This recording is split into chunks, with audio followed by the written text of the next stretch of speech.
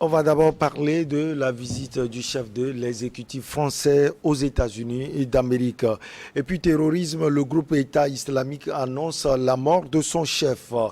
République sud-africaine, le président Cyril Ramaphosa minimise le risque de sa destitution.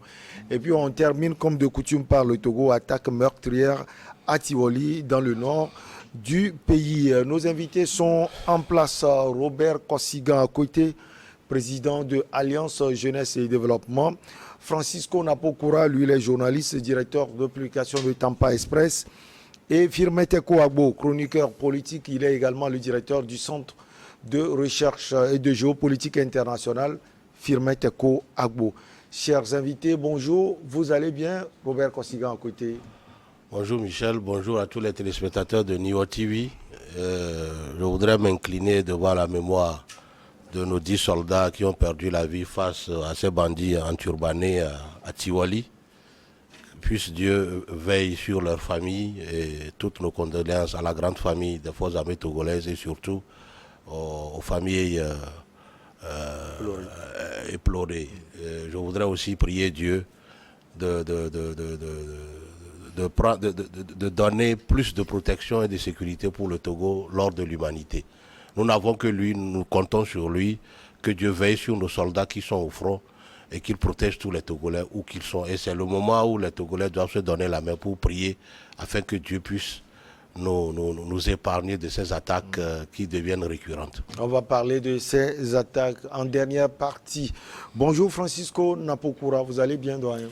Oui, bonjour Michel.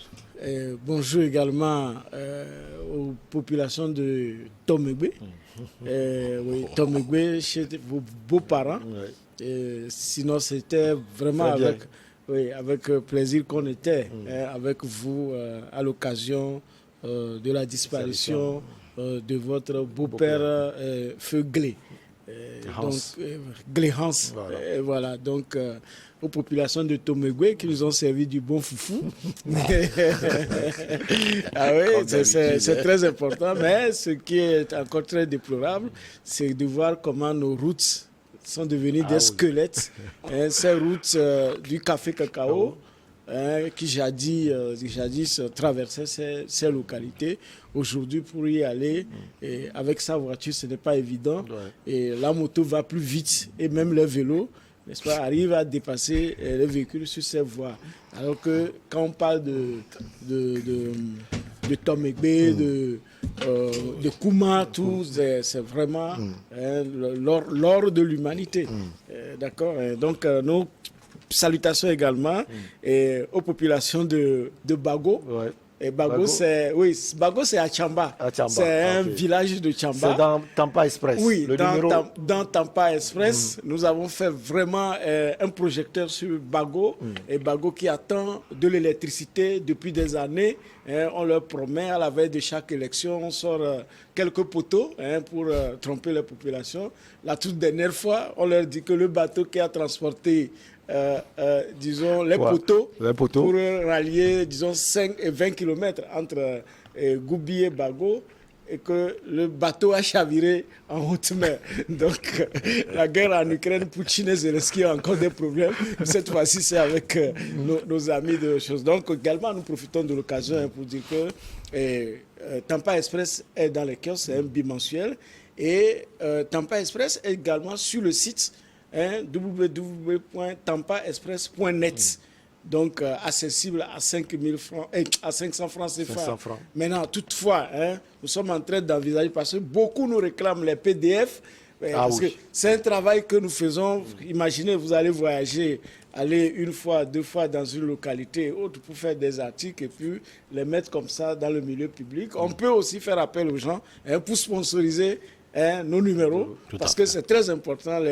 Les sorties de Tampa à venir seront encore très intéressantes, parce que bien avant les fêtes, nous allons mettre les pieds dans les plats des brasseries qui sont au Togo. Firmete Kouagbo, ça va? En pleine forme? Ouais, bonjour Michel Takpa. Merci de m'avoir invité.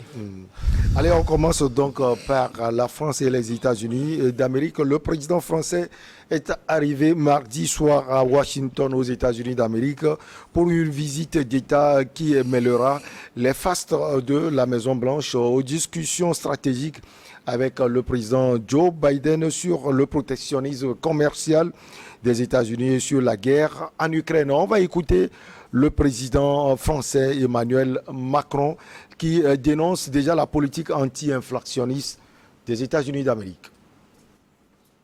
Juste dire, ce qui s'est passé ces derniers mois est un défi pour nous, parce qu'on commence à se décaler sur les sujets énergétiques, et le coût de la guerre n'est pas le même en Europe et aux États-Unis, mais surtout les choix faits, dont je partage les objectifs, en particulier l'Inflation Reduction Act ou le CHIPS Act, sont des choix qui vont fragmenter l'Occident. Parce qu'ils créent de telles différences entre les États-Unis d'Amérique et l'Europe, que pour toutes celles et ceux qui travaillent dans nombre d'entreprises, ils vont juste se dire on ne fait plus d'investissement de l'autre côté de l'océan.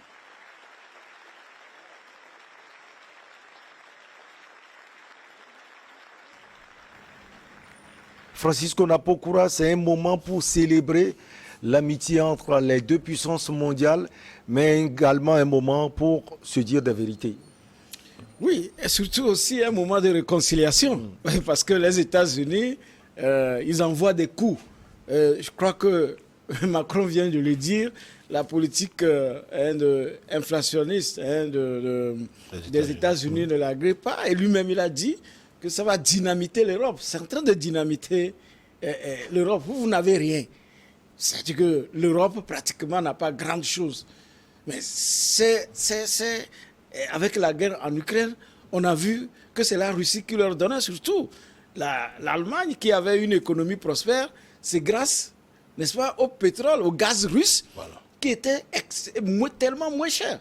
D'accord. Et du jour au lendemain, ils décident, parce qu'au nom d'une certaine union ou au nom d'un aliment derrière les États-Unis d'Amérique, sans savoir que l'Amérique, avant tout, l'Amérique, voilà, d'abord. Donc, et voilà, aujourd'hui, ils sont en train de sentir le coup. Et même, n'oubliez pas que, entre-temps, les États-Unis ont ravi, disons, shippé un contrat de sous-marin à la France, qui n'a pas pu. Donc, en fait, c'est une visite de travail, mais également de réconciliation. Et je crois que les Américains, Joe Biden a déployé ce qu'il faut, tout l'honneur, pour dire à Macron que bon, nous sommes avec vous. Toutefois, l'Amérique d'abord, pas l'Europe après. Ça, l'Europe, c'est après. Peut-être qu'ils ne même pensent pas. Même la destruction de l'Europe, je crois que c'est dans le plan des États-Unis. Parce qu'ils veulent être toujours la première puissance dominante. Voilà. Alors, Firmin Teko Agbo, un moment pour progresser ensemble dans une période de grands défis aussi. Oui, bien évidemment. Vous savez, j'ai aimé la chute de Francisco Napokura. L'ambition des États-Unis, c'est de faire disparaître l'Europe un jour.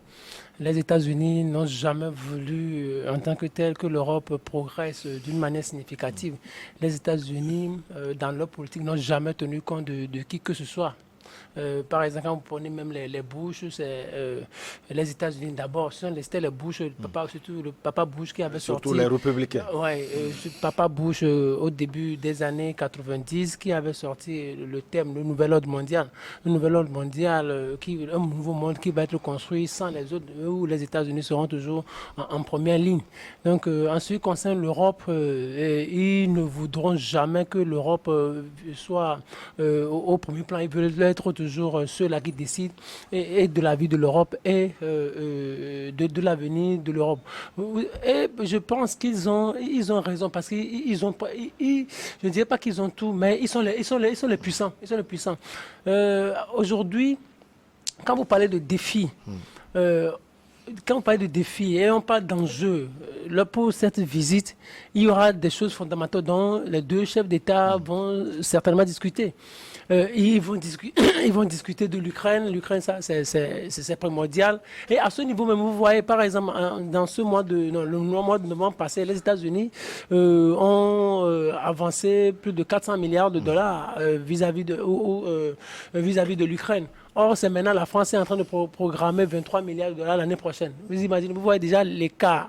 Donc, c'est avec ces histoires-là que les États-Unis se disent on est les puissants, donc les autres n'existent pratiquement pas. Quand on parle même de l'OTAN, ce sont les États-Unis qui dirigent l'OTAN. La France et les autres sont là seulement pour exécuter le plan mis en œuvre par les États-Unis. Quoi que les Occidentaux ou les Européens puissent faire ou puissent dire, les États-Unis demeureront toujours la première puissance dans la mesure où ils contrôlent. Le militaire, il contrôle la défense, il contrôle les renseignements. Quand on parle de budget en termes d'armement, en termes de défense, les États-Unis annuellement dépensent plus de 800 milliards de dollars. Au même moment, la France dépense 44 milliards de dollars. Vous voyez déjà la nette différence. Donc les États-Unis ne vont jamais chercher à respecter personne. Mais ils savent qu'ils ont besoin de la France parce que la France constitue en quelque sorte la porte d'entrée pour eux dans l'Europe. Ouais. La France, c'est la deuxième puissance. Normalement, ce devrait être l'Allemagne. Mais c'est une décision historique parce que la France et les États-Unis ont traversé des moments difficiles pendant la Deuxième Guerre mondiale. Et c'était les États-Unis qui leur étaient venus au secours.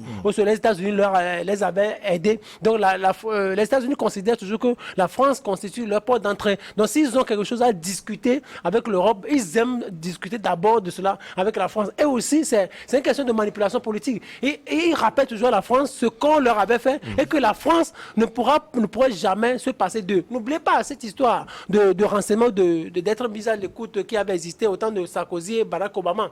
En temps, les États-Unis avaient mis sur écoute presque tous les chefs d'État européens. Lorsque Angela Merkel et Sarkozy l'avaient appris, ils s'étaient vraiment fâchés. Mais ils n'avaient pu rien faire parce que ce que les États-Unis dépensent en un an en termes de renseignement, c'est ce que l'Europe dépense en 10 ans en termes de renseignement. Donc les gens ils sont puissants, ils ont les moyens et tout ça. Et là, quoi que la Russie puisse dire ou puisse décider, les États-Unis ne vont pas manquer de céréales, ne vont pas manquer de pétrole, ne vont pas manquer de gaz. Ils sont les puissants et ils en décident comme ils veulent. Alors, Robert Kosiga, à côté, le président français, bien sûr, a évoqué avec son homologue américain, Joe Biden, le plan massif de soutien à la transition énergétique également qui accorde de généreuses subventions aux véhicules électriques, batteries ou énergie renouvelable à condition qu'ils soient made in America, comme vous l'aviez dit tout à l'heure.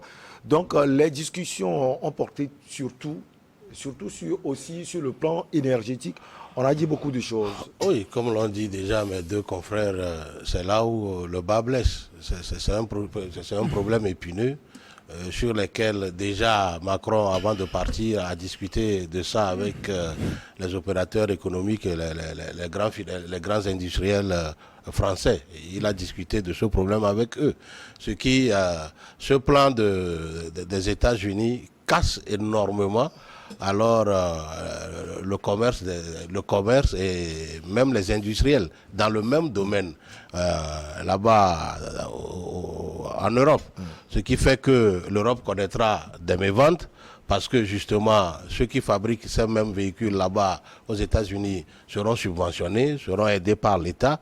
Or en Europe, on les demande de faire la même chose. Or, ils ne disposent pas les mêmes moyens comme le disposent les États-Unis. Même, je crois, la semaine passée ou cette semaine, Joe Biden a visité une de ces usines qui fabrique les puces électroniques. Ils veulent être indépendants dans tous les domaines, or que l'Europe ne dispose pas les moyens comme les États-Unis, et ce qui fera que l'industrie européenne connaîtra d'énormes problèmes. Comme l'a dit Francisco Napokura, c'est l'hécatombe. Je dis, ce n'est pas seulement la Russie qui est dans la ligne de mire des États-Unis. Non, on veut casser la Russie, c'est vrai, mais on veut aussi casser l'Europe de sorte que tous ceux qui sont dans ce continent-là soient à la botte des États-Unis. C'est ce qui est en train de se passer. Donc je dis, vous allez constater que le président russe a compris ça. C'est pourquoi il rend la guerre plus longue pour que les Européens alors connaissent la bêtise dans laquelle ils sont et puis voir leur propre mort. C'est aussi ça la réalité. Parce que vous allez voir tout ce paquet de sanctions prises contre la Russie se retournent contre l'Europe aujourd'hui. L'Europe manque de moyens. C'est les États-Unis qui revendent du gaz liquéfié aux Européens aujourd'hui à un coût plus exorbitant que ce qu'ils achetaient, c'est la Russie. C'est le cadeau russe. Parce que c'était pratiquement voilà. Donc, ce qui fait qu'aujourd'hui, moi j'ai tendance à croire qu'il y aura même une scission en Europe. Il y aura une scission dans les Européens. Il y aura peut-être des pros. On le voit déjà avec la Biélorussie. Ça, on sait qu'elle est proche de la Russie. Mais il y a également la Hongrie. Avec les prochaines élections. Vous allez constater que même en Allemagne, les Allemands grouillent déjà. Ils demandent à ce que leur gouvernant alors revoie leur copie. Parce qu'ils ne peuvent pas avoir de l'énergie à côté et aller le chercher depuis les États-Unis à un coût plus exorbitant. Donc tout ça mis ensemble, je dis que, ok, Macron va peut-être poser le problème, mais Joe Biden, qui lutte pour les États-Unis, va l'écouter, mais n'aura pas trop de solutions pour lui, malheureusement. Il y a également la transition écologique, Francisco Napokura, sauf que cela comporte des mesures protectionnistes et qui posent de forts enjeux aux industries européennes. C'est toujours la même chose. Oui, le protectionnisme, vous imaginez pour l'affaire des batteries, c'est-à-dire que l'Amérique n'acceptera les véhicules sur son sol que si c'est les batteries américaines. Et stratégiquement, dans l'énergie renouvelable, la batterie joue un grand rôle. C'est pourquoi nos panneaux solaires en Afrique ne marchent pas, parce que les accumulateurs ne sont pas adaptés ou sont chers. Donc l'Amérique veut avoir la même mise sur ça et donc garantir le fruit pour ces entreprises. Quand nous parlons de l'énergie, oui, les gens nous ont parlé que le gaz liquéfié aujourd'hui qui constitue une grande pollution. Mais ils l'utilisent. Mais lorsque nous voulons exploiter nos gaz, ils crient au scandale que non, qu'il y a la COP, quoi. Donc, voilà où nous en sommes. Et vous allez voir, même les élections passées de la France, on peut dire que c'est une élection présidentielle qui a réélu Macron. C'était une élection approximative parce que Macron avait verrouillé même l'appareil électoral, même le débat était verrouillé. Ça veut dire que s'il avait laissé le débat ouvert, il risquait d'avoir de tomber. Voilà. Donc aujourd'hui, ils sont face à la réalité. La réalité, c'est quoi? C'est que l'Europe n'a pas de céréales. Il faut demander pardon à la Russie pour ouvrir quelques ports. Ils n'ont pas de gaz. Aujourd'hui, la Russie est en train de bombarder les lieux stratégiques, surtout énergétiques de l'Ukraine, ce qui leur fait peur parce que l'Ukraine fournit une bonne partie de l'électricité également à l'Europe. Donc voilà les réalités. Et il est parti pour négocier, mais je dis, ce n'est pas gagné d'avance puisqu'il y a de ces sujets qui ne seront pas vraiment abordés parce que l'Amérique a besoin de protéger ses intérêts, a besoin d'accroître, n'est-ce pas, sa performance en termes économiques. Et ça, ils s'en foutent si l'Europe chute. Allez, on va marquer la petite pause. On revient après pour la suite.